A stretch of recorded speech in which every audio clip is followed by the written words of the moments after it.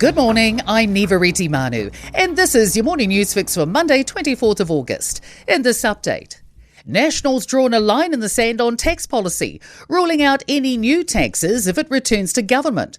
It's a sudden switch up from recent weeks, with the party discussing both the bed tax and bank tax as potential prospects. Leader Christopher Luxon says the party's unable to deliver either without creating cost for New Zealanders. Denton's tax partner, Bruce Benacki, says National seems to be making a clear distinction between itself and the party's left of centre. I think it's a political decision going into the election saying no new taxes. Even a small thing like a bed tax or a bank tax, they wouldn't have been able to say that. Meanwhile, Labour's promising there will be more external scrutiny of the government's fiscal decisions if elected to office. The party says it will return the country to surplus by 2030 and lower net debt to 20% of GDP over time. It wants to set up an independent parliamentary budget office to oversee finance and election commitments. Economist Cameron Bagri says most countries have fiscal watchdogs. They provide greater independence, greater transparency, and when you provide greater accountability, transparency and independence, guess what? You tend to have better fiscal outcomes. A constitutional law expert's warning aspects of ACT's plan to push back against the courts could open a can of worms. The party wants to re-centre the Constitution Act around parliamentary supremacy and the rule of law if it's part of the next government. It also wants to limit the influence of tikanga and ensure statutes are read in the context of the time they were passed.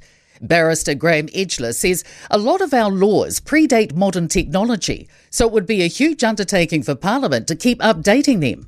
The way we've come to expect our law to work in New Zealand is that if technology changes, the law can follow on without Parliament needing to be very explicit.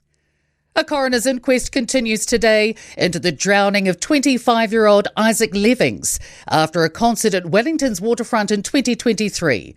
They're expecting to hear from Wellington City Council Chief Operating Officer James Roberts, who told a council meeting last year balustrading was the only practical safety option for the waterfront.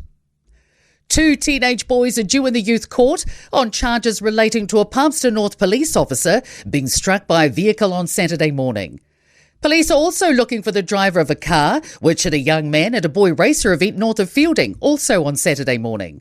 Meanwhile, a man's in hospital with serious injuries after an apparent stabbing at a Christchurch backpackers on Saturday night. Police say they've identified most of the young people involved in an alleged attack on 2 girls in Auckland's Takapuna, also on Saturday night.